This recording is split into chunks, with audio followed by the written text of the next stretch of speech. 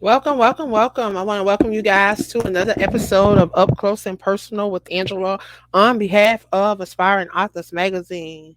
I want you guys to take this opportunity to share this inside your circle of influence. You never know what the next person may need. For those that do not know who I am affectionately known as the queen of collaboration across these social media streets. But I am author Angela. I'm the founder of AALAC, which is the African American Author Literacy Awareness Campaign. I am also the CEO of Aspiring Authors Magazine, where my desire is to bridge the gap between brown authors all over this world and to touch on topics that's affecting our brown community. I'm just waiting on my guests to pop on in. Hello, Author Pamela J. Hayes. I want to thank you again for the amazing interview we had on today. Thank you for stopping by and sharing with me on today. If you guys missed that live interview, you have an opportunity to go over to iHeartRadio and hear it. If you're right here on Facebook, go ahead and go over to my page, click on that link, and go ahead and download so you guys can check out some of these amazing authors that's a part of this 122 authors from around the world campaign. I tell you, the movement is amazing. I've had an opportunity to interview 49 amazing authors. I tell you, this journey has been amazing since I started trying to select these 122 authors. If you don't understand what we're doing over here, let me explain to you what we're doing while I wait on my guests, y'all. So, what we're doing is we're going to be highlighting, showcase, and promoting 122 authors the entire 2023. So if you are a part of this movement, if you have something going on, if you have events, if you have whatever, if you need someone to help push that you're doing, we're going to help you with promoting and things of that nature. We're going to be hosting some virtual as well as live events around the U.S. We're not going to be able to make it out the country yet, but we plan on doing that by 2024. Yeah, I got to take this call, so hold on a second. Actually, this is one of my authors that's incarcerated. So hold on a second, y'all. I am waiting on my guests to pop in, y'all. But let me take this really quick before my guests pop.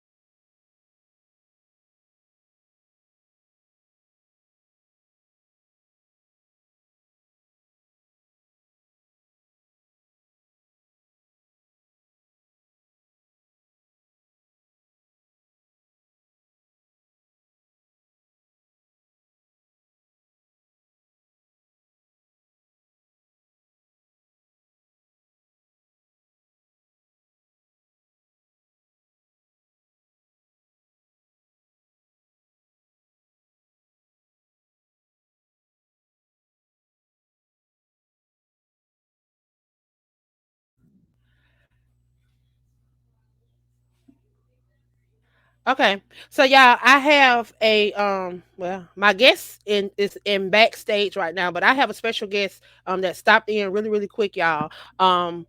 Those that follow me on the WBNN know that he was supposed to be a guest.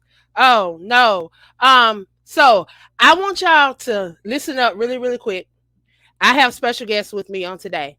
Hey, Mr. Jerome, are you there? Yes, I am. I'm right here. How are you doing? I'm doing great. How are you? Um, I want you to share just a little bit about yourself really quick, if you would. So, my name is Jerome Devani Wilson.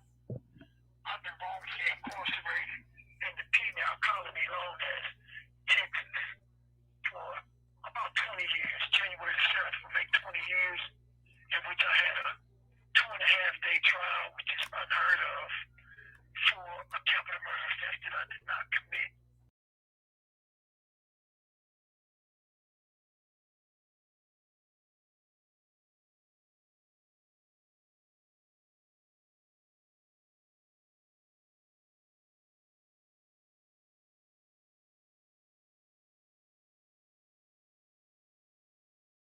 A lot of things of that nature.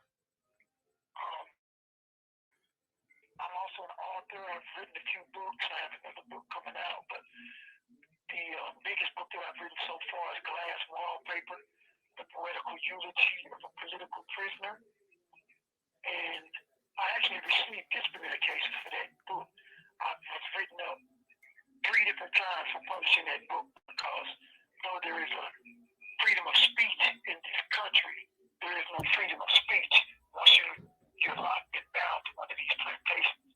They tell you when to talk, they tell you when to sleep, they tell you when to take a shower. As a matter of fact, for the last several days, actually last several weeks, they feed us breakfast here at like 2:30, 3 o'clock in the morning, Angela. And for the last couple of days, I've been getting into it with not only the guards, but the inmates, because the inmates are so slave-minded that they put our food on the floor. So they'll come through at 2:30. We're not leaving to go to the chow hall because no one comes to work. So since they're short of staff, they bring their food to you. You know those little styrofoam cups, those little white cups you get, like if you go to I don't know, maybe you're at Meineke getting your brakes fixed, or you're somewhere where they have complimentary cup coffee, and they give you a little white styrofoam cup. You know what I'm talking about? Right. Well, if you go about a quarter of the way up, that's how full they fill it up with grits. And of course, when you get it, it's ice cold, so they're not warm. So this is what we get for breakfast. We got about a quarter cup of that of grits, and then you get maybe a peanut butter and jelly sandwich or something like that. But they'll open your door and drop it on the floor.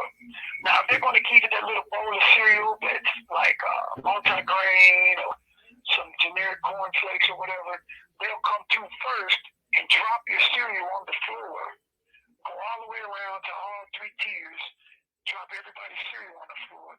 Then they'll come back and open the door up so that you can get your peanut butter and jelly sandwich and your grits.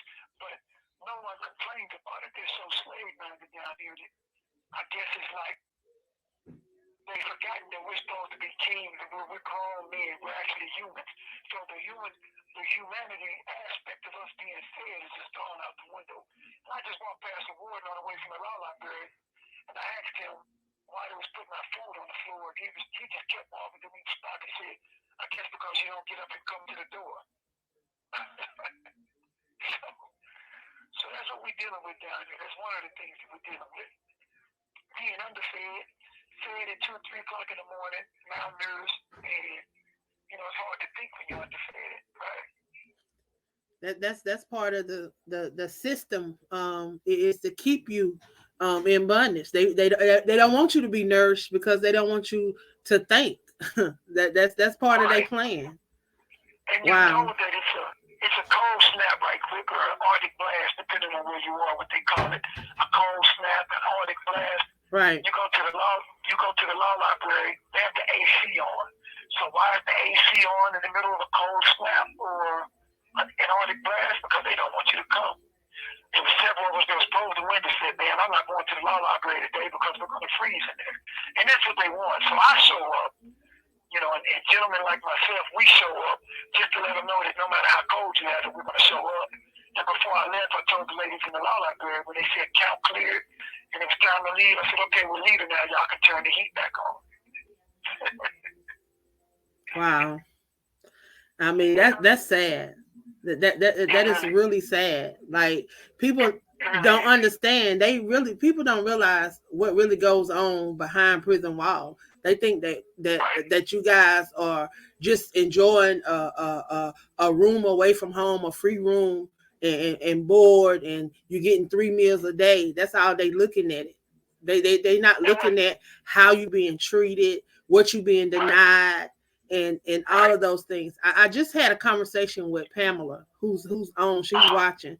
But I just had a conversation with Pamela earlier, and she was telling me her husband is in Sing Sing, and she was telling me about some things that was going on, and how she write to the Congress, and how she write to these different people, and how those people up there behind those prison walls, they respect her when she go there.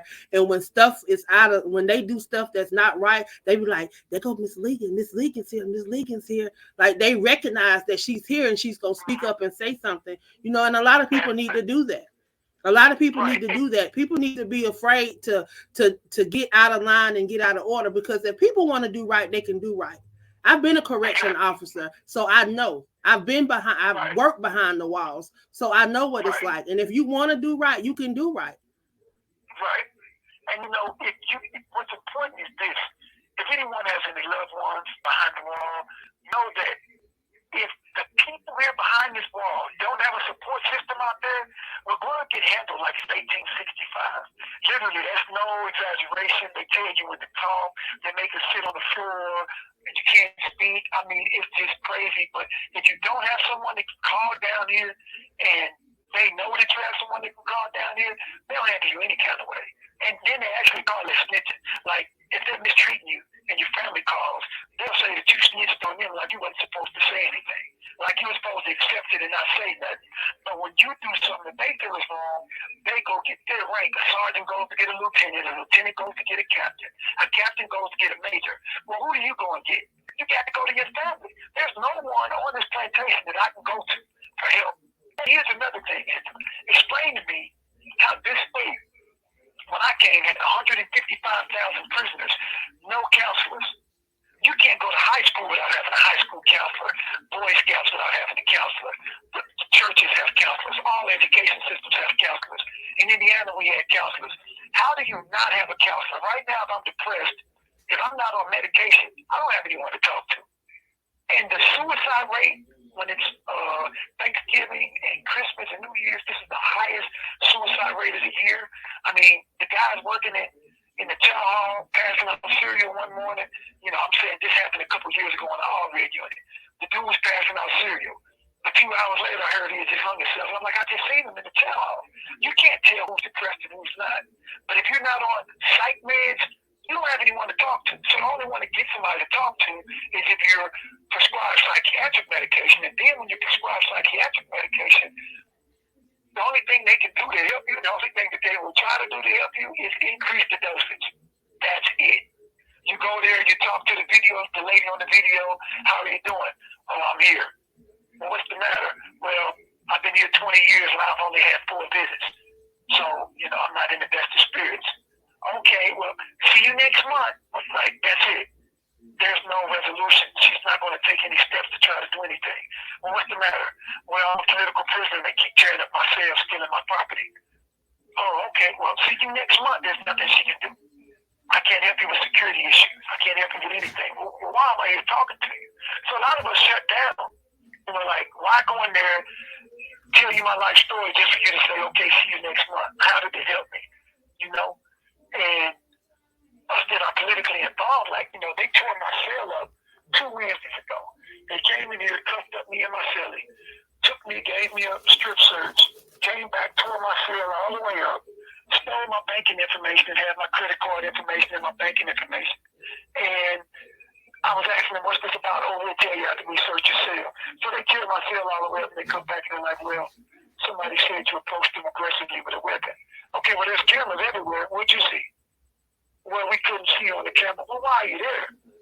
Like, they repeatedly tearing up my cell and harassing me because I write for San Francisco Bayview newspaper, Parole News magazine, and we're planning to have a nationwide conversation about the celebration of Juneteenth. That we try not to call a boycott, and we try not to say that we're against it, but we are against it. And they know that, so they come and do things like that. They know that I'm a part of Prison Lives Matter, and so I actually need some support. And all the people from Texas Liberation Collective, the people who support Prison Lives Matter, we need people like you out there so that when they come and do what they did to me, they know that they need to stop. So they'll harass me. People call them and they stop. We have an ombudsman who's the go-between that accepts complaints. And I wish I knew that number by heart right now, but I don't know that number by heart. But there's a Texas ombudsman that you call and you complain and you ask them to quit harassing. For example, Jerome Wilson. And it helps. If you think it don't help, you're mistaken. It does help. Because if you don't have anybody, we're out of here. We're just defenseless and they just do what they want to do to us. It's sad. So I can understand what's going on in Sing Sing with Pamela. When they see her, they respect her. But Texas is so big and spread out. If you're from Dallas and you're down here, wow, man, we're almost in Mexico. That's 6, 7, 8 hour drive. And a lot of people down here, their family can't make it, so they only do video visits, And before the video visits, you'd be surprised how long and spread out someone goes without actual human interaction. And if this person isn't a family member or a wife or sibling, the visit is behind glass. Like, there's no hugging, there's no physical contact. So it's actually really sad. That shouldn't even be there. You shouldn't have to have the visit behind glass. Studies have shown that no physical interaction really affects us adversely.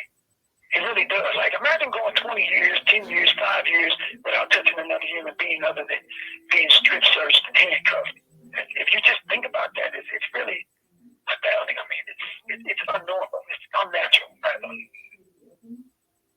Wow. So, Wow. any support that you can gather for someone, a loved one, is needed. And that's not a plea for me. That's a plea for anybody locked up. Wow. Wow. I want to thank you for sharing with us today. Wow.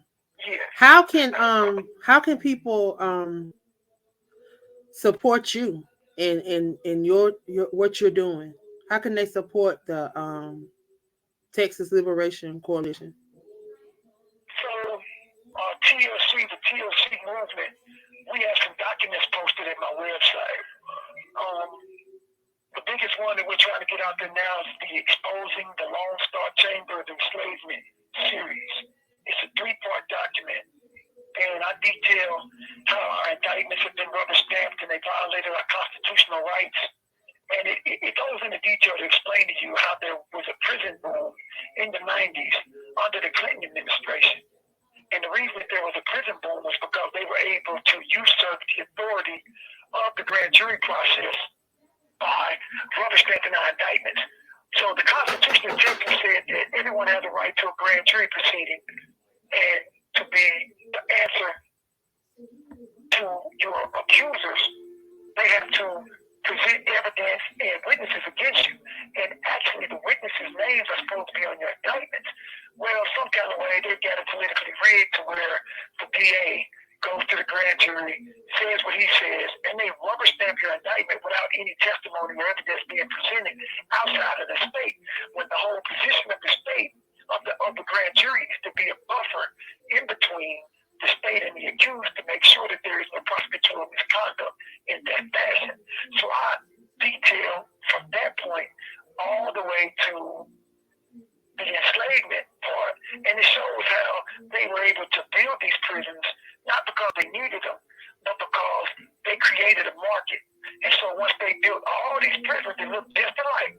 I've been to 5 different prisons in Texas, and all of them look exactly alike. You could blindfold me and tell me to go somewhere, any one of these prisons, and I could walk there because all of these prisons are built alike. So what they did was increased the prisons in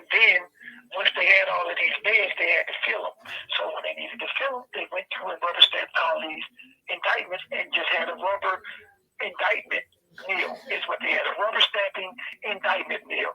And so now the prison board, you have all these people in here who've been here 20 years, 30 years, 15 years. They're back for violating crimes that took place back then.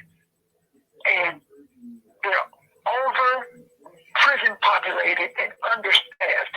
If they would close some of these prisons down, they wouldn't be understaffed. They're only understaffed because they have too many prisons, but they don't want to let go of the prisons. So I go into talking about the gerrymandering. I go into talking about how this prison right now is in Karnes County and it has 4,000 inmates where it's supposed to.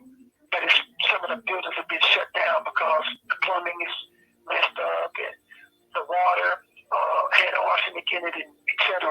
But anyway, it was designed to have like 4,000 people here. But that's 4,000 bodies that this county gets when they divvy up how much money goes to this county and that county. Well, this county has 4,000 more people here. Even though we can't vote, that money would be distributed like that. So I go into talking about that, and I break down the enslavement of how we're forced to work. I break down how much money TCI, which is Texas Corrections Incorporated, which is different than TDCJ. TDCJ is Texas Criminal Justice Department. Well, that's where we're in prison. But they also have a corporation that makes soaps, shower shoes, apparel, and all of these things where they make a profit. Well, I go into how much money they make every year and how the prisoners aren't being paid to make these things. So I talk about that. And you're able to go from exposing the Lone Star Chamber point 1 to exposing the Lone Star Chamber point 3, and I connect the dots and explain everything to you.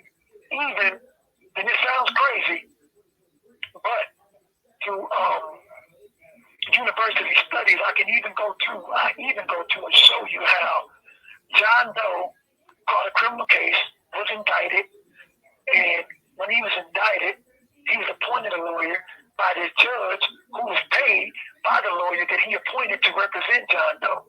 So John Doe's lawyer contributed X amount of money to this judge's fund campaign to run for his seat as a judge, and in return, this judge gave him X amount of offenders to represent. So now he's getting paid X amount of dollars every day that he touches one of these defendants' cases.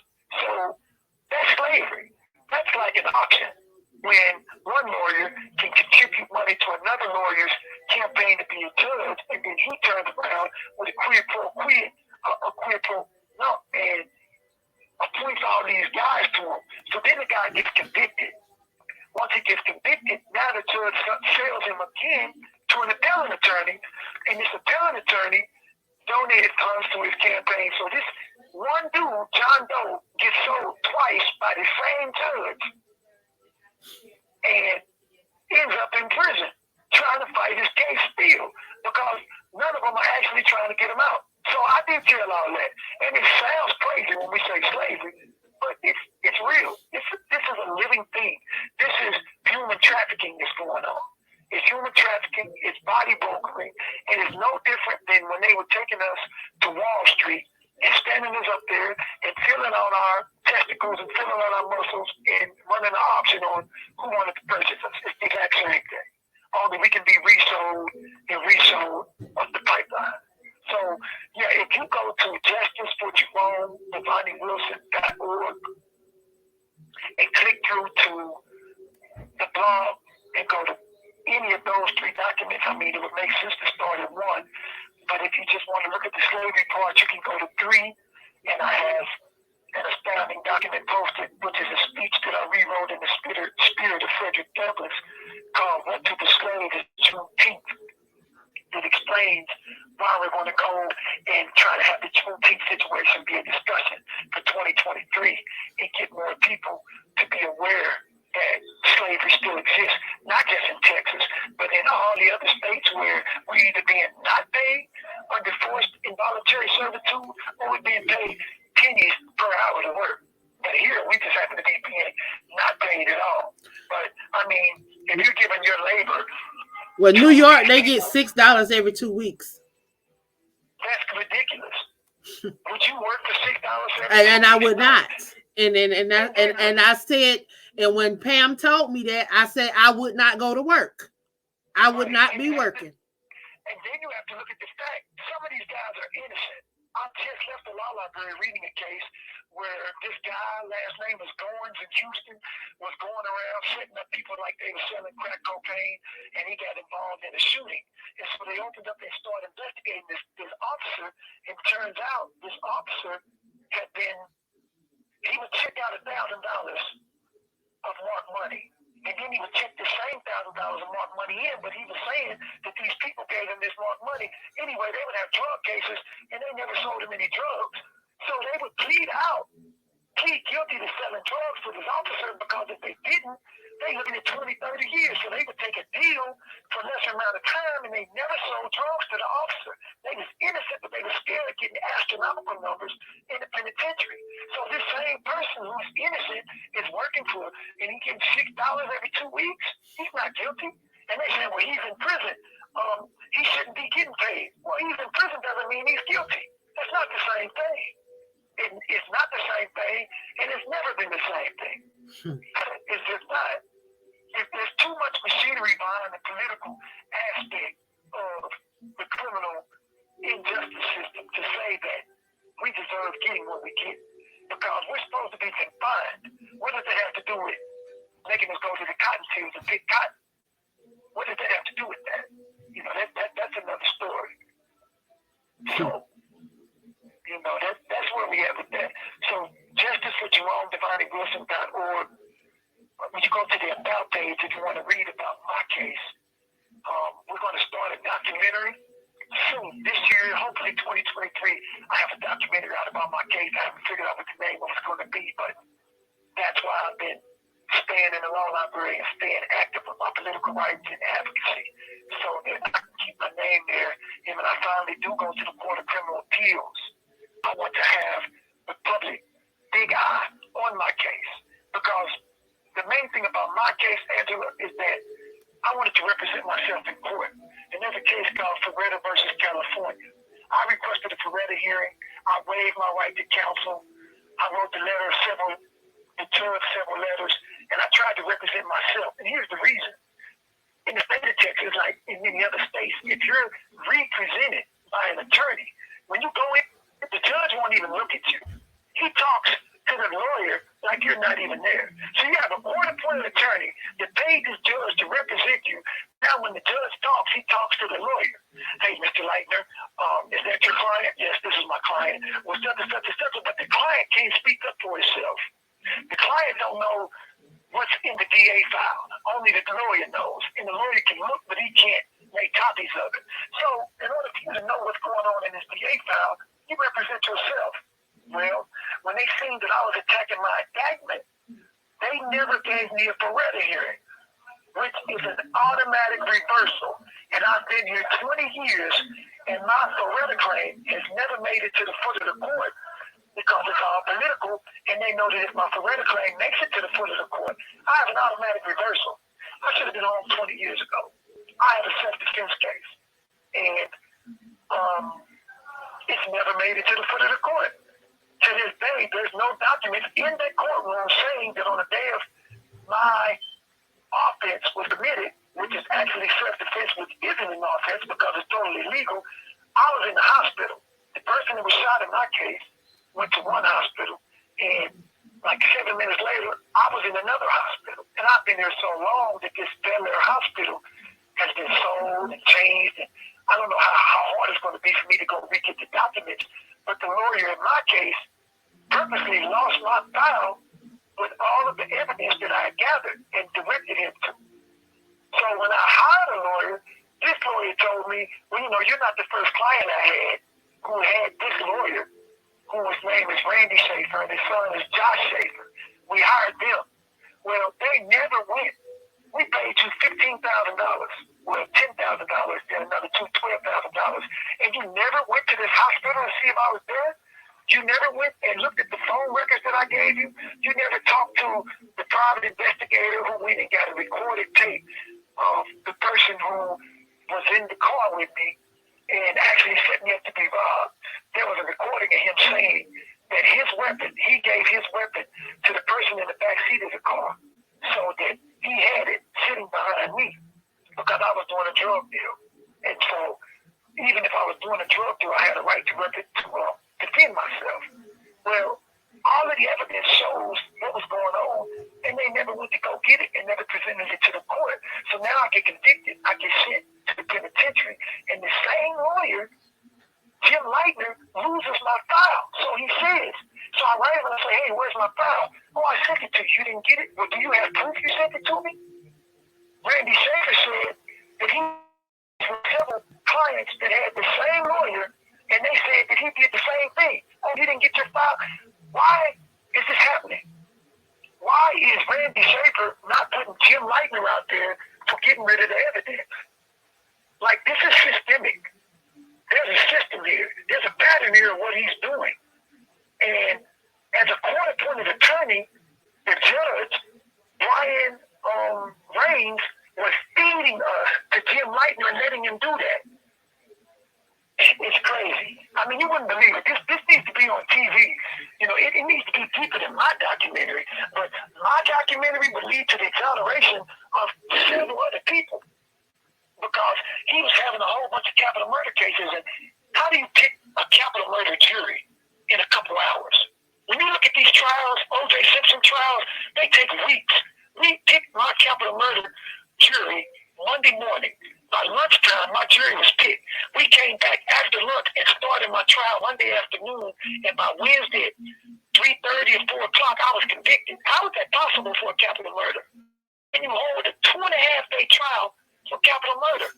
Because when the state rested their case, this same attorney, Jim Leitner, that donated to Brian Raines' campaign to be a judge, he rested. He didn't put one single witness on that stand on my case.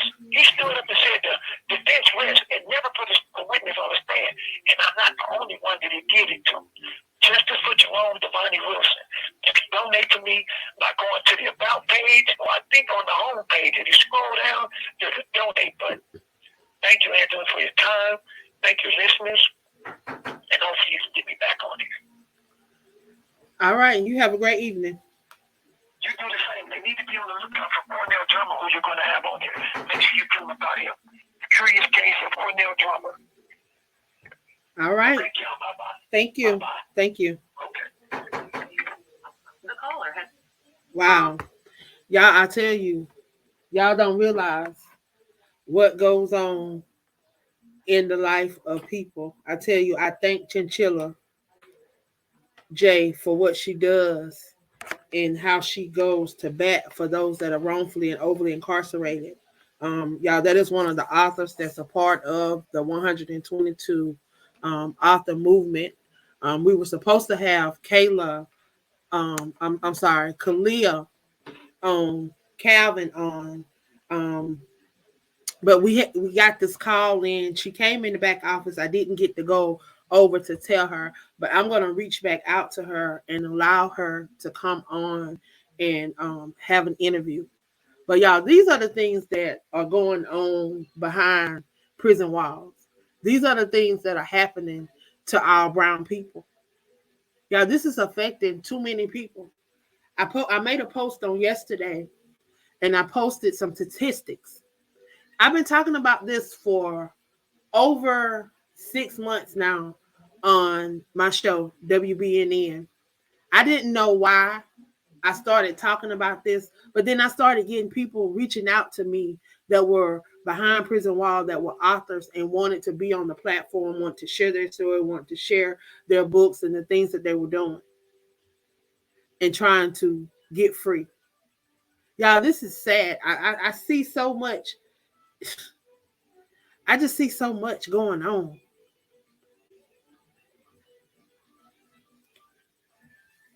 But I'm thankful for people like Pam. I'm thankful for Shaneria.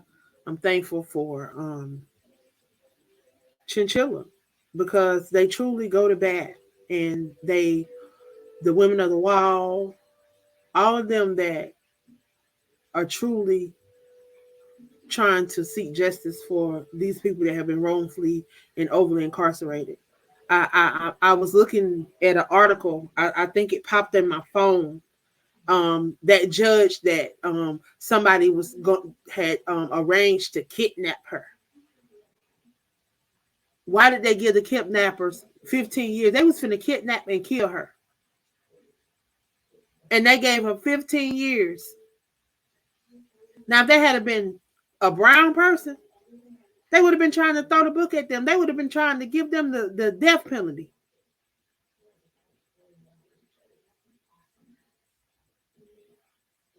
Yeah, we can't keep being quiet. We can't keep being just let everything just turn the left cheek and the right cheek. Why? Why we got to humble ourselves to people treating us any kind of way? They said slavery was over, but the only thing they did was move it to the prison system. These people already designed a lot of this stuff when they started coming out of slavery. They was having all these meetings, the KKK. You can look at all these documents. Go back, look at this stuff. These white people ain't have sense enough to hide nothing. They did stuff out in the open. They got all kind of stuff that you can see. They set up welfare. They set up these low income housing, and then they're gonna tell you that no man can't live with you. How you gonna take the man out of the family? We ain't got no airplanes. We ain't got no ships. We ain't got no boats. We don't have none of that. So how do we bring the drugs into the neighborhood? Yeah, we may sell them, but how did they get there? We didn't bring them there. But y'all allow this stuff. Y'all bring this stuff over here because y'all want to monopolize off of it. And then y'all want to do it at the risk of our brown people. Our brown men have suffered enough, long enough. Y'all are taking them out of the homes. Y'all are taking them out of society. And it's not okay. It is not okay.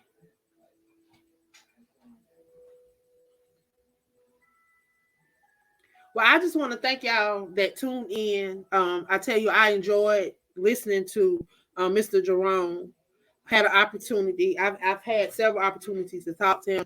He's been on my show over on the WBNN. If y'all get an opportunity to go over, check it out. Check out that interview. Y'all can go visit his website, www.justiceforJeromeDevonte Wilson. I am one of the ambassadors that is trying to push for his release. I try to share as much as I can. He has a line of breast cancer awareness merchandise up, and some active wear. It's like hoodies, t-shirts, leggings. There's some sports bras for the women, backpacks, notebooks, just different things that represent his brand and represents the Pick Poetry Nation, which is a breast cancer awareness movement. But y'all, we got to keep these men and women that are wrongfully and overly incarcerated lifted in prayer. Pray that they get just judicial system together. And we need more brown people to stand up. We need more brown lawyers. We need more brown judges. They can't keep putting us in the mills. They can't keep putting us where we don't want to be.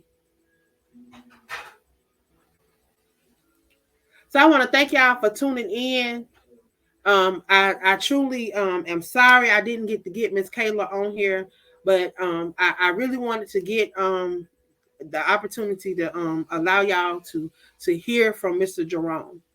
Um, his interview was actually supposed to be tomorrow around this time. But maybe I can get Miss Kayla on tomorrow in his place. So I want to thank you guys for tuning in. If y'all would, please go over, check out his website, www.justiceforJeromeDevonte Wilson. I am the queen of collaboration, Angela. Thomas. I'm the founder of AALAC, the African American Author Literacy Awareness Campaign, the CEO of Aspiring Authors Magazine. I will be right back, and in probably about 15, 20 minutes, I have another guest that will be on at 6 p.m. Yeah, we'll be back. Y'all go grab y'all a drink, and we'll be back. About 19, 20 minutes, we'll be back. Y'all have a great evening. For those that can't make it back, for those that can, I'll see y'all in a few.